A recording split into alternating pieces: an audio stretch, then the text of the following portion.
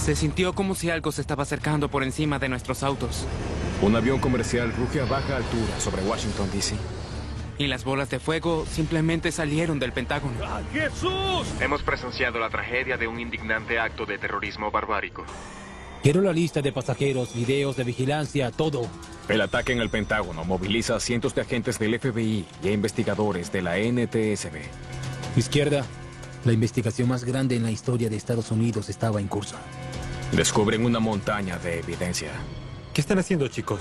Detalles impactantes sobre el secuestro terrorista al vuelo 77 de American Airlines. Quédese donde está o morirá. Su estrategia era audaz, pero no complicada, y eso funcionó.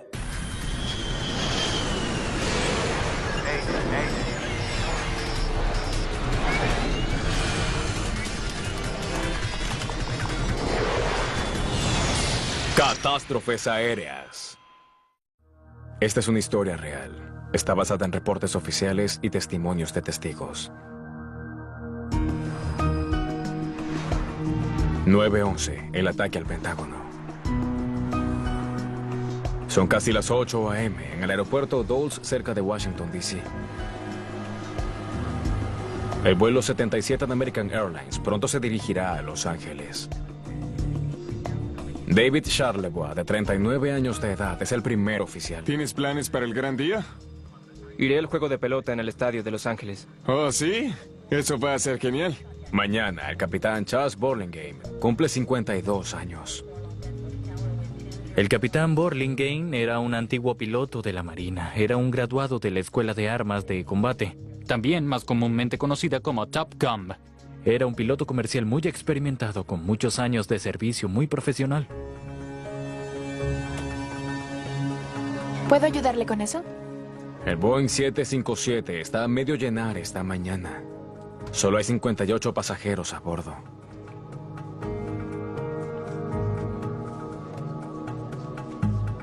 No, tengo todo ese día ocupado. ¿Qué tal la otra semana? Barbara Olson está camino a Los Ángeles para aparecer en un programa de entrevistas en la televisión. Adiós. Barbara Olson era una abogada de alto nivel en Washington, D.C. Allá era muy activa con los círculos políticos. También era la esposa de un actual procurador general de los Estados Unidos, Ted Olson. La frecuencia de salida será 125.05. Pista 30, tienen permiso para despegar. Listos para despegar en la 30 American 77. Iniciando carrera.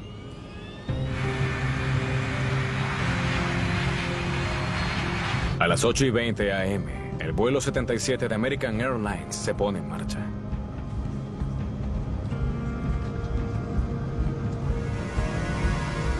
V1. Rotar.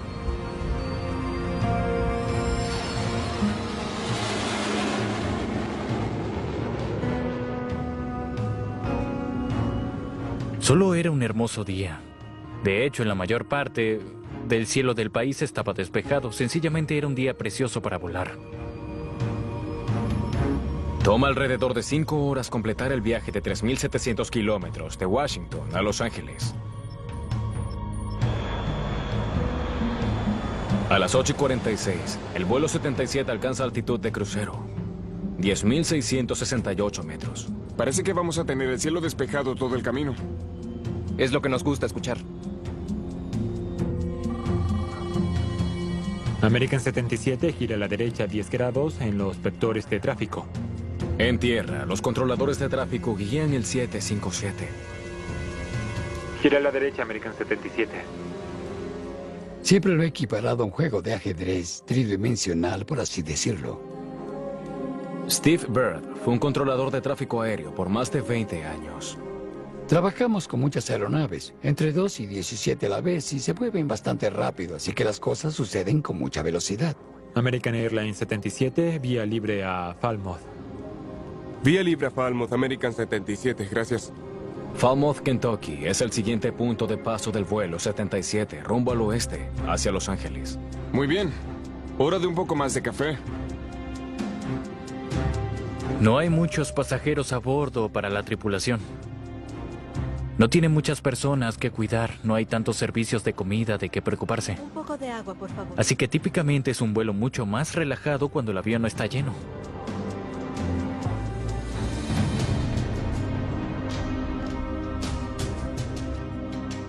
A los 34 minutos de vuelo, los controladores notaron algo extraño. ¿Qué están haciendo, chicos? El vuelo 77 se está desviando del curso. American 77 Central. En ese punto, cuando los controladores notaron que la aeronave hizo un giro que él no le había dado instrucciones de hacer, fue cuando comenzó a preocuparse. American 77, verifique la radio. 2 minutos después, su preocupación se convierte en alarma. American 77, verifique la radio. El vuelo 77 desaparece de su radar. Central llamando a American 77. American 77. Bueno, es bastante raro que un avión desaparezca de repente, ¿cierto? Estos no desaparecen. Los controladores usualmente rastrean los vuelos usando un respondedor a bordo de la aeronave.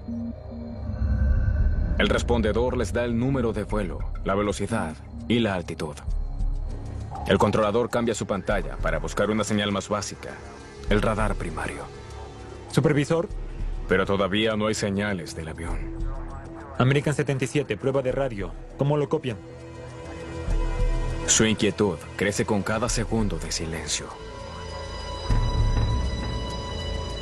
Si no puedo verlo en el radar secundario ni primario y no puedo hablar con él, asumiría que se ha caído y estrellado en algún lugar. Central. Luego, justo después de las 9 a.m., llega una llamada a American Airlines que es casi imposible de digerir para los controladores.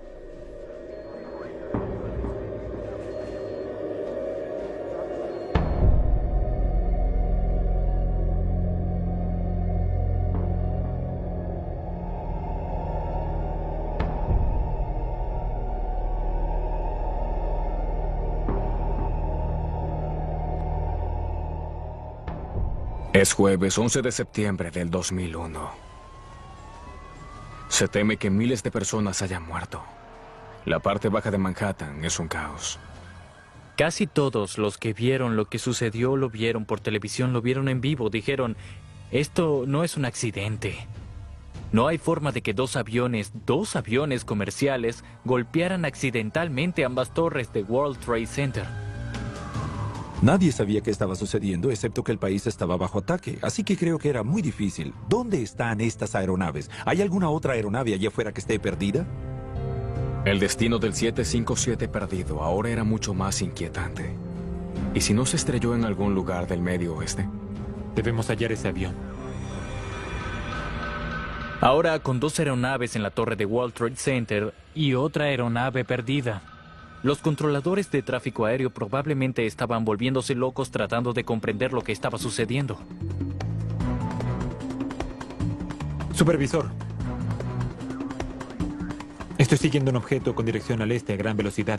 A las 9:32, a más de media hora de haber perdido contacto con el avión, los controladores detectan un misterioso regreso al radar.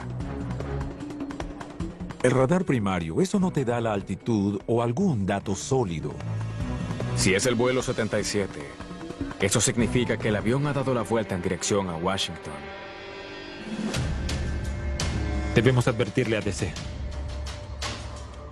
La capital de los Estados Unidos podría ser el próximo blanco. En este punto, ya que estaba enterado de los ataques en el país, estoy seguro que ya había pensado que esta era una de las aeronaves secuestradas.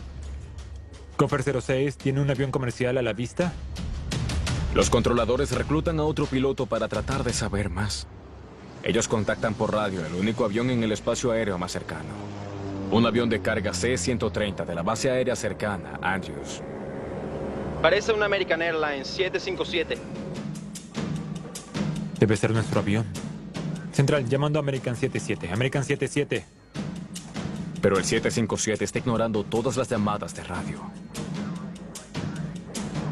Y se dirige directo a Washington.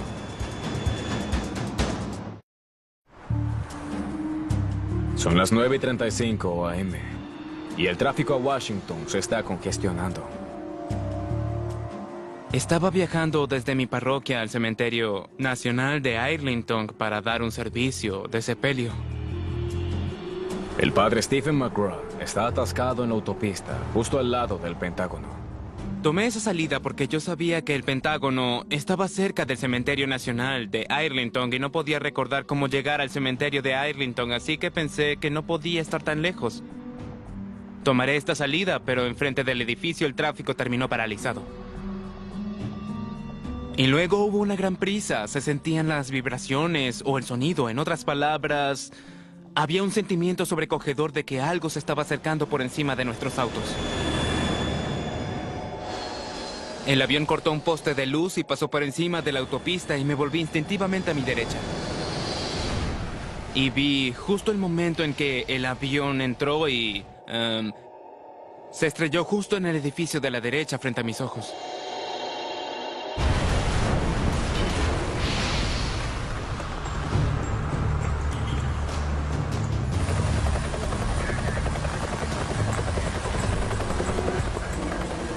Hubo estas dos enormes oleadas de fuego que salieron de las dos ventanas superiores del Pentágono y las bolas de fuego simplemente salieron. El símbolo del poderío militar de Estados Unidos estaba ahora en llamas. El humo emanaba de un enorme hoyo de 27 metros de ancho en el ala oeste del Pentágono. Una sección del edificio había colapsado completamente. No había escuchado nada sobre las colisiones en el World Trade Center. No tenía mi radio encendida, no había escuchado nada, así que solo asumí que esto era un accidente.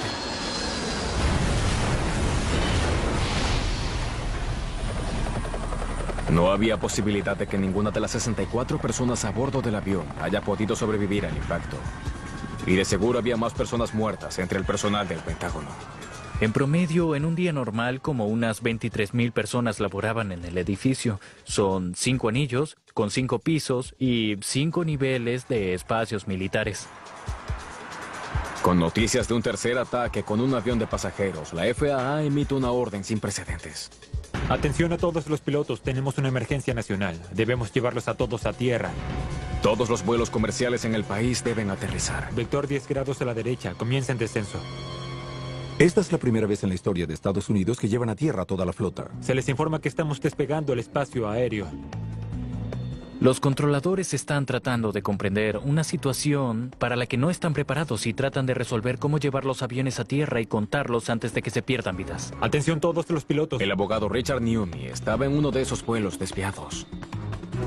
El capitán habló por el sistema de intercomunicador y dijo: hemos sido notificados que se le ha exigido a todo el tráfico aéreo en los Estados Unidos que aterrice. Fue un poco alarmante, fue un poco como mirar por la ventana y pensar, ¿qué está sucediendo?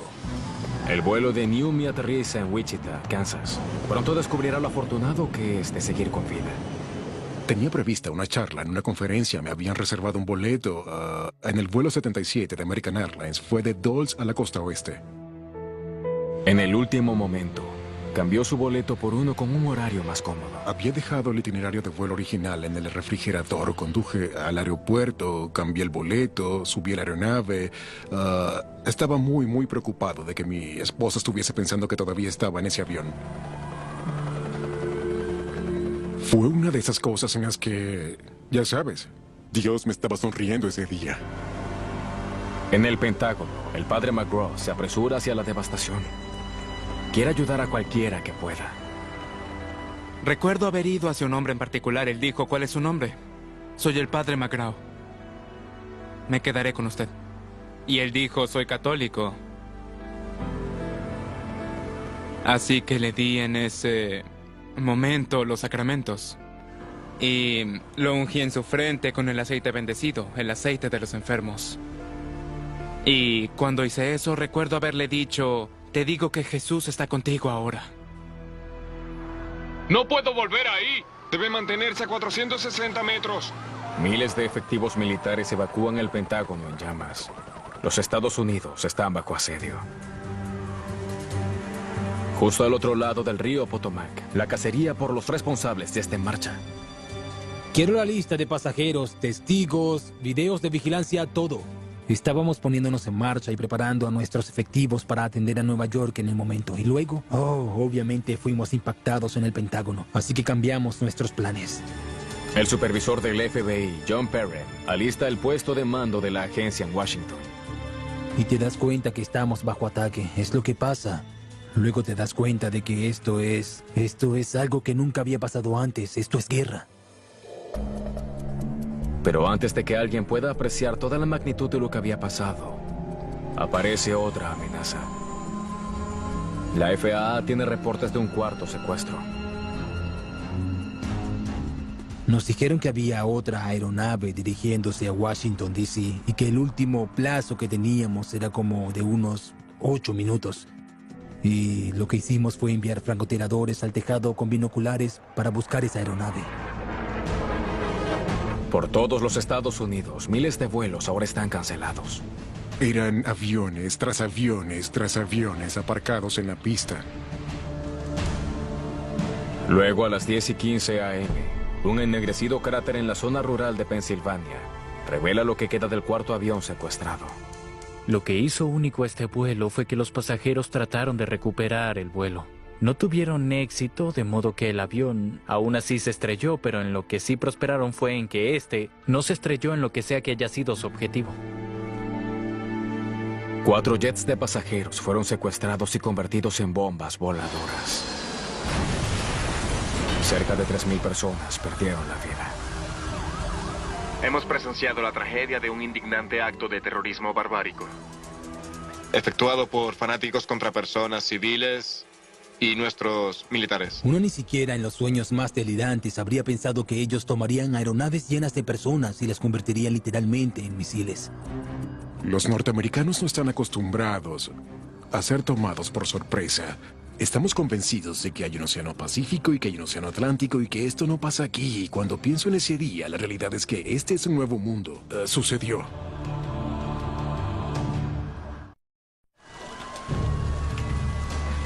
El Pentágono es ahora una escena de crimen federal. El FBI está a cargo de la investigación. He visto bastantes fallecidos, pero ver a tantos en esa ciudad de tiempo, en esa área, no importa lo adaptado que estés a eso, te afecta. El FBI enfrenta una intensa presión para revelar quién cometió este terrible crimen y cómo. A causa de que la escena también es un área de impacto aéreo, los expertos de la Junta Nacional de Seguridad del Transporte se unen a la investigación. El FBI se especializa en crímenes e investigaciones criminales y eso cubre muchas áreas. Ellos no son necesariamente expertos en aeroplanos y ahí es donde puede entrar la NTSB. Tom Hauter fue uno de los primeros investigadores de la NTSB en la escena. Este aeroplano golpeó una estructura muy pesada, así que la mayor parte de la aeronave fue reducida a pequeñas piezas. Los investigadores necesitan encontrar las cajas negras y otras evidencias que pudiesen identificar a los secuestradores. No será fácil. El enorme impacto ha dejado una confusa mezcla de escombros. Aportamos 5 o 6 personas en diferentes momentos que asistieron en el examen de los restos, revisando el edificio, tratando de hallar e identificar partes para ellos. Les mostramos cada una de las cosas que nos llevamos del sitio y ellos nos identificaban si era parte de una aeronave o un archivero. Era muy aparente que necesitábamos ese tipo de experticia en la escena.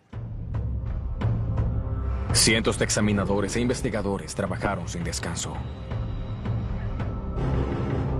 Bien dentro de la dañada estructura, el riesgo de que el edificio colapsara era un peligro constante. Los ingenieros, ellos tenían una técnica para ver si el edificio estaba comenzando a desplazarse y si notaban un desplazamiento o escuchaban un crujido, todos saldrían rápidamente. ¡Todo el mundo afuera!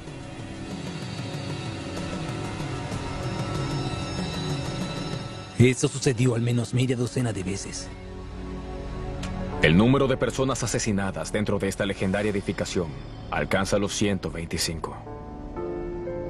Incluso pudo haber sido mayor, pero algunas oficinas en el ala oeste del Pentágono estaban vacías. El área donde el American Airlines 77 golpeó estaba siendo objeto de unas reconstrucciones, unas remodelaciones, así que no había tantas personas en el trabajo como normalmente habría. Eso salvó cientos de vidas.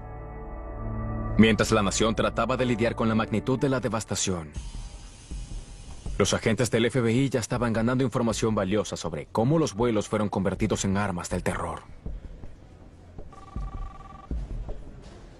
Algunos pasajeros lograron hacer llamadas telefónicas desde el aire, describiendo su calvario. ¡Todos a la parte trasera del avión! ¡Ahora!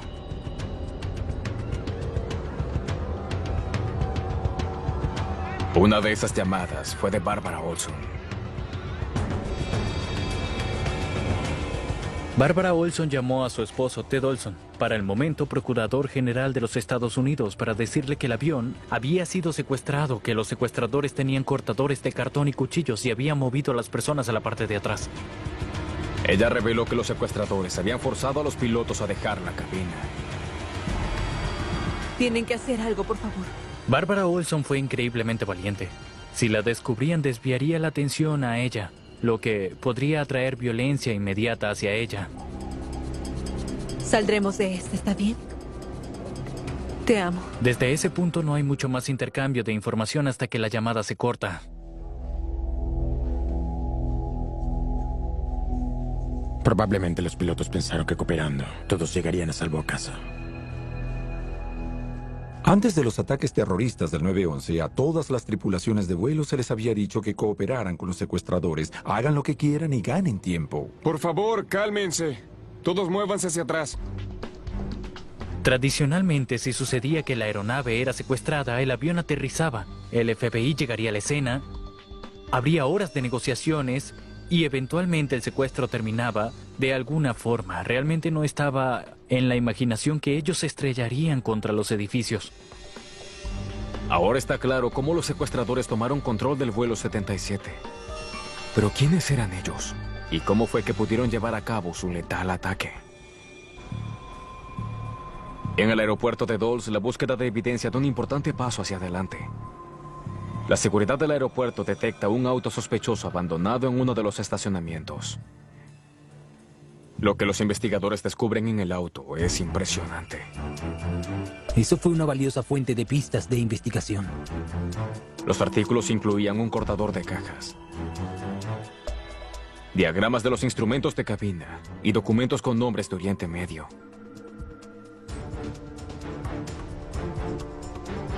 Ellos escudriñan la lista de pasajeros del vuelo 77, revisando para ver si alguno de los nombres sospechosos está listado. No tomó mucho tiempo descifrar quiénes fueron los secuestradores. El rastro conduce a 5 atacantes. 3 estaban en primera clase. 2 más sentados en clase económica. Los atacantes del Pentágono son velozmente relacionados con 14 sospechosos en otros 3 aviones secuestrados. Encontraron algunas coincidencias de inmediato. Primero, que 15 de los secuestradores eran de Arabia Saudita. Y el otro punto notable es que la mayoría de ellos había estado en los Estados Unidos por bastante tiempo. Identificar a los atacantes es clave. Pero todavía quedan dudas importantes. ¿Cómo fue que los terroristas pudieron pasar las armas a través de la seguridad del moderno aeropuerto? ¿Y cómo fueron capaces de volar un sofisticado avión comercial directo hacia el Pentágono?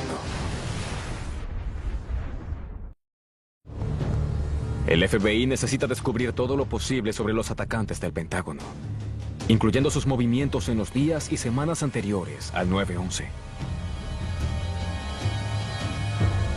Exploran registros gubernamentales, transacciones de tarjetas de crédito, itinerarios de viaje y más. Todas esas piezas de papel y toda esa documentación, ellos estaban generando pistas porque esta era probablemente la investigación en curso más grande en la historia de los Estados Unidos. En el Pentágono, la exhaustiva búsqueda estaba dando frutos. Los agentes recuperaron las 2 cajas negras de los aviones, la registradora de datos de vuelo y la grabadora de voces de cabina. Cuando las cajas fueron halladas, los investigadores del FBI las trajeron al laboratorio de la NTSB. American 77, verifique la radio. Las registradoras podrían ayudar a llenar huecos claves en la cronología, si los datos pueden ser descargados exitosamente. Central llamando American 77, American 77. La pregunta más importante: ¿qué estaba sucediendo en la cabina cuando los controladores perdieron contacto con el sentenciado avión? Mientras esperan noticias de las registradoras, los investigadores escudriñan videos de seguridad del Pentágono. Pronto descubren que el mortal impacto fue filmado.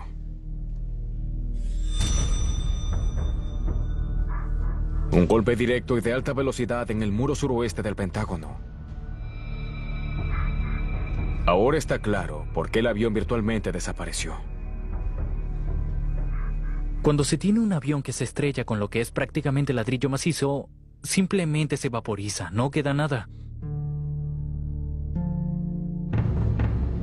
Pero la pregunta persiste. ¿Cómo fue que los secuestradores evadieron la seguridad y abordaron el avión? Se supone que los pasajeros potencialmente peligrosos deben ser identificados incluso antes de que lleguen al aeropuerto. Las aerolíneas cuentan con un sistema de detección computarizado conocido como CAPS. Una de las cosas que hace CAPS es el sistema informatizado de preselección de pasajeros. Es lo que marca si usted tiene ciertos indicadores sospechosos. Los investigadores se preguntan, ¿acaso el sistema de preselección falló de alguna forma? Cuando estudian los registros del vuelo 77, hacen un alarmante descubrimiento. CAPS no falló. En realidad marcó a 3 de los 5 secuestradores. Un código especial fue impreso en los pases de abordaje, seleccionándolos para una inspección de seguridad adicional. Sin embargo, aún así pasaron. ¿Cómo pudo pasar esto? No hay dudas de que la seguridad fue inadecuada. Brian Jenkins es un experto en seguridad aérea. El proceso de selección de CAPS realmente ya no era tan importante y fue criticado en la mañana del 9/11. Los investigadores aprendieron que la inspección de seguridad adicional era mínima. Los pasajeros marcados por CAPS no son revisados. La aerolínea sencillamente mantiene sus equipajes registrados fuera del avión hasta que se hayan abordado. Una vez que están seguros de que abordaron el vuelo, su equipaje es cargado en el avión. La presunción era que la mayor amenaza era de una bomba en la bodega de la aeronave y se presumía que el terrorista no sería suicida. Luego de años sin ningún incidente grave, parece que las aerolíneas se pudieron haber vuelto complacientes.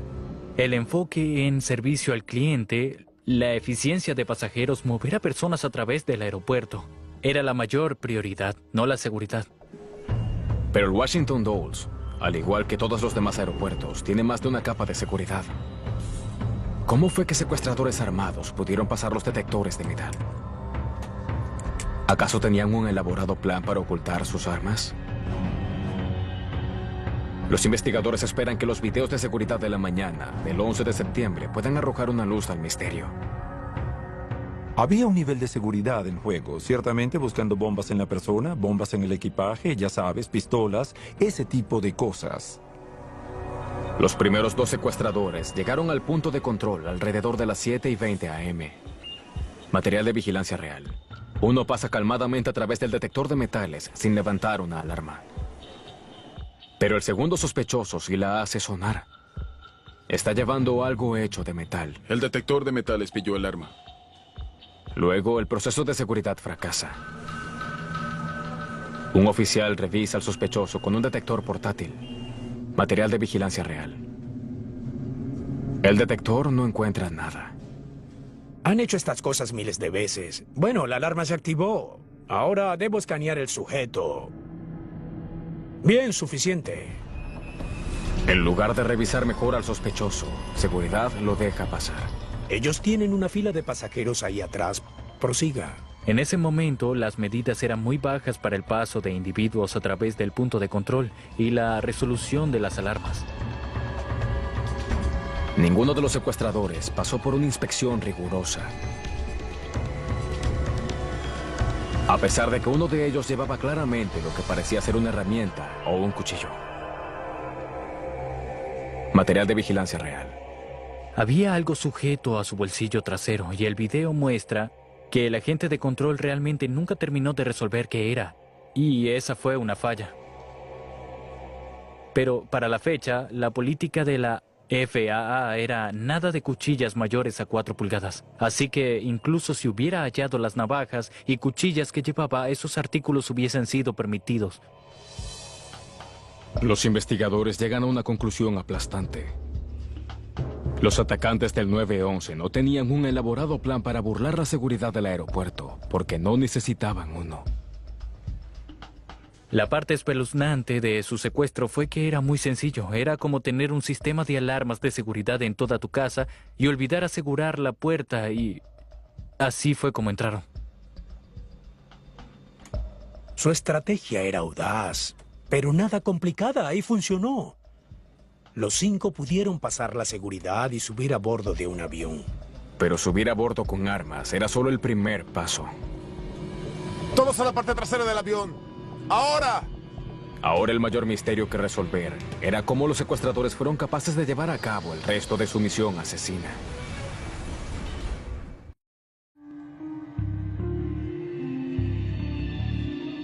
Los agentes del FBI hondaron documentos financieros conectados a los atacantes del Pentágono. Dejaron al descubierto una pista crucial, un cheque dirigido a una escuela de vuelo en Arizona. Los registros muestran que el ciudadano saudí, Hani Hanjour, pasó varios años tratando de convertirse en un piloto de línea aérea comercial.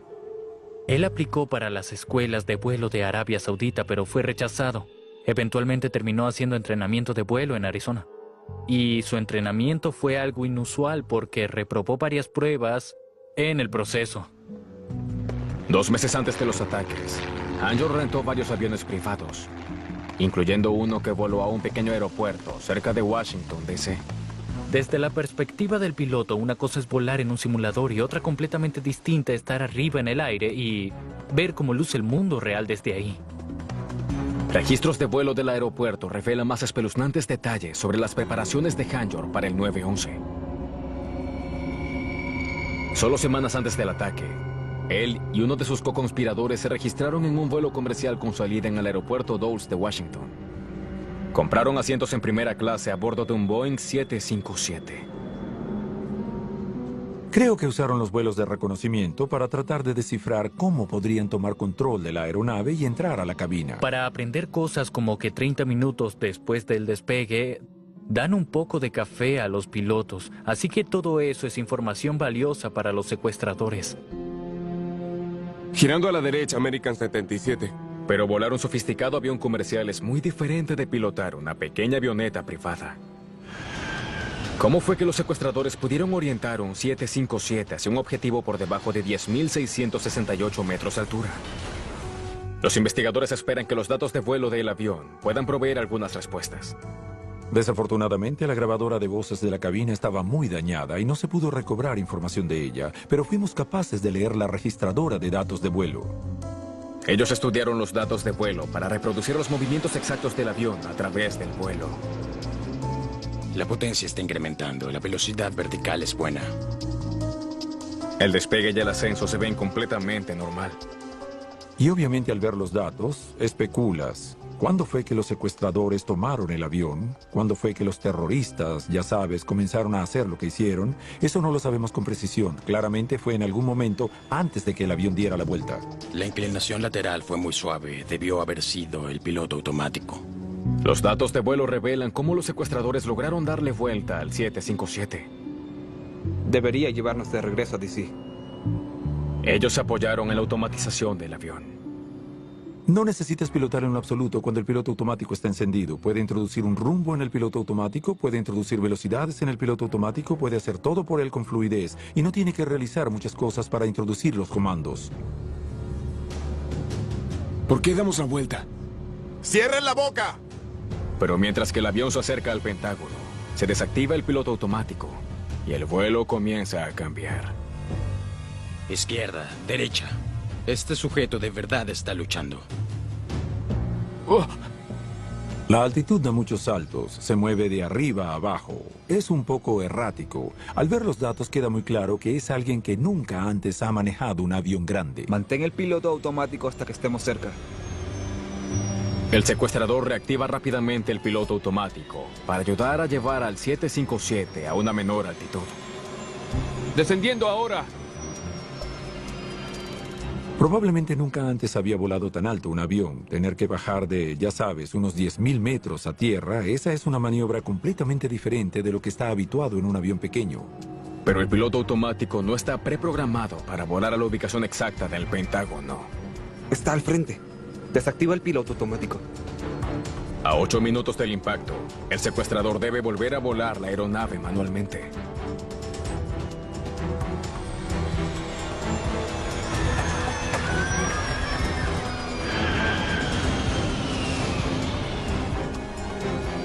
Manténlo estable.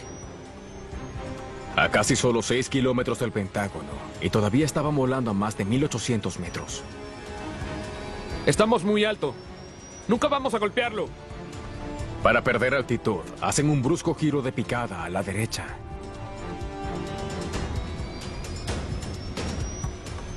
Él calculó mal la velocidad y la altitud y tuvo que hacer un giro circular de 60 grados. La aeronave solo puede bajar a ciertas velocidades sin romperse, así que hace un círculo para bajar la aeronave y llevarla en posición para golpear el Pentágono.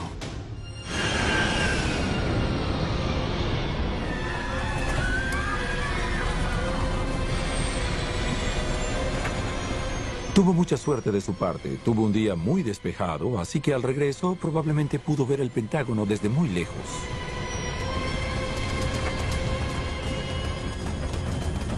En los últimos segundos, ellos aceleraron a toda velocidad, casi al punto de despedazarse. Terreno. Las alarmas de exceso de velocidad del avión probablemente se dispararon, no le importa.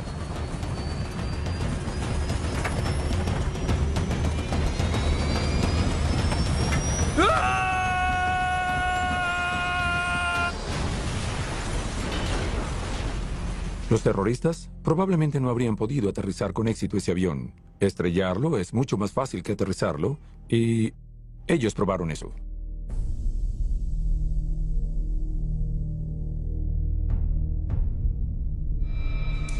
Los investigadores ahora comprenden el mortal rumbo del vuelo del American 77. Los datos de vuelo también solucionaron un misterio más. El por qué los controladores perdieron contacto por radio con el 757 cuando la crisis comenzó. Central llamando American 77. American 77. Parece que alguien apagó deliberadamente el transpondedor. Aquí. Los secuestradores apagaron la señal utilizada para rastrear el avión. Los mandos del respondedor están en la consola central, entre los dos pilotos, así que puedes desactivarlo justo ahí. Es muy fácil de hacer. American 77, prueba de radio. ¿Cómo nos copian? Con el respondedor apagado. Supervisor. Los controladores no pueden seguir viendo el vuelo en su radar secundario. American 77. Así que apagar el respondedor tiene sentido si eres un criminal, porque no quieres que las personas te rastreen. De momento, los controladores cambiaron al radar primario para buscar el avión perdido. Casualmente, el vuelo 77 estaba pasando por un área con baja cobertura de radar primario. Para el American Airlines 77, el salir del radar en un área de cobertura limitada, primero fue increíblemente afortunado para los secuestradores, pero también es completamente inesperado ya que no hay cobertura de radar por cada kilómetro cuadrado. La suerte pudo haber ayudado a los secuestradores a impactar su blanco. Pero ahora el FBI no tiene dudas de que el ataque fue planeado hasta el más mínimo detalle. Ellos escogieron sus asientos cuidadosamente. Querían estar más cerca de la cabina para poder observar cuándo sería el momento apropiado para precipitarse a la cabina. La tripulación no tiene razones para sospechar nada. El ataque está en marcha antes de que los pasajeros tengan pista alguna del peligro.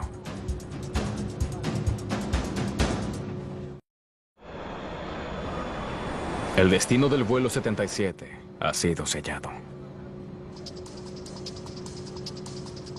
Hani Hanjour es el piloto. Lo más probable es que no participara en lo absoluto en las fases principales del secuestro. Por favor, no me lastime. Porque si es lastimado o asesinado, entonces la misión sería un fracaso en este punto. Abre la puerta o te cortamos el cuello. ¿De acuerdo? De acuerdo. Las azafatas llevan llaves de la puerta de cabina. Así que una opción es sorprender a una azafata, tomar su llave y luego quitar el seguro de la puerta. ¡Salgan de la cabina! ¡Salgan de la cabina! ¡Ahora! Los pilotos no tienen advertencias ni tiempo de alertar a las autoridades. Hay un código de secuestro que los pilotos pueden introducir en el respondedor, pero aparentemente eso no sucedió. Tengan calma, no lastimen a nadie. Esa es la azafata con la que probablemente ha estado volando por años. Una de sus mejores amigas está del otro lado de esa puerta con un cuchillo en la garganta. Ese es un escenario diferente al de alguien que quizás no conozcas. Todos a la parte trasera del avión. ¡Ahora! Los secuestradores comienzan su descenso. American 77, prueba de radio. ¿Cómo nos copian? Te amo. Te veré pronto. No es probable que la tripulación ni los pasajeros hayan pensado que el avión iba a ser convertido en un misil. Lo más probable es que el errático vuelo llamara la atención del capitán, pero no había nada que él pudiera hacer. Tienen que dejarme volver a la cabina. Quédese donde está o morirá.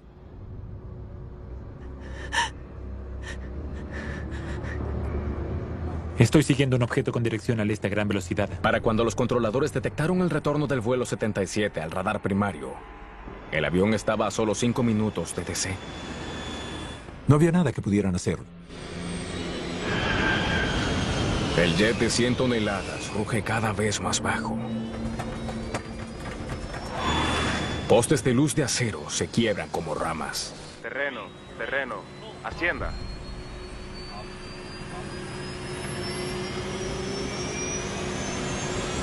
¡Allahu Akbar! El 911 nos conmocionó profundamente. Para cualquiera que haya estado en edad en ese momento, fue como el asesinato de Kennedy. ¿Dónde estabas en el 911? Cada quien tenía su historia. Eso marcó nuestra generación. Fue una victoria para los malos y no permitiremos que vuelva a suceder. Los ataques del 911 llevan un cambio inmediato y profundo a la aviación comercial, tanto en los Estados Unidos como en el resto del mundo. La situación de la seguridad aeroportuaria, la seguridad del avión, es bastante diferente antes del 911 de lo que es ahora. Solo 2 meses después de los ataques, el gobierno de los Estados Unidos creó la Administración de Seguridad en el Transporte, o TSA. El gobierno federal tomó responsabilidad directa sobre la seguridad aérea. Y los agentes de seguridad ahora son empleados federales. El entrenamiento ciertamente ha mejorado. La TSA trae nuevas normas estrictas en lo que los viajeros pueden llevar consigo en los aviones. Los aeropuertos comienzan a revisar a los pasajeros con dispositivos de escáneres corporales. También hay cambios importantes en la seguridad a bordo. Las puertas de cabina, no es solo la puerta. Todo el mamparo de la aeronave ha sido hecho para ser casi impenetrable. Es antibalas, no puedes pasar los seguros. Pero quizás los cambios de seguridad más importantes no vienen de las normas nuevas o mejoras tecnológicas, sino de las actitudes permanentemente alteradas de pasajeros de líneas aéreas de todo el mundo. Hoy en día, la postura por parte de los pasajeros, si se sienten amenazados con un secuestro, no es de sumisión. Si ves a alguien en la parte trasera del avión levantarse y decir, ya sabes, comenzar a gritar cosas, correr al frente del avión, tienes la opción de sentarte en tu asiento o ocuparte de lo tuyo, o tienes la opción de defenderte. Te garantizo que vas a defenderte. El paradigma ha cambiado. Hasta que inventemos una estrategia infalible o rayos X para ver el alma de una persona, van a haber problemas de desempeño, pero es mucho mejor de lo que era antes.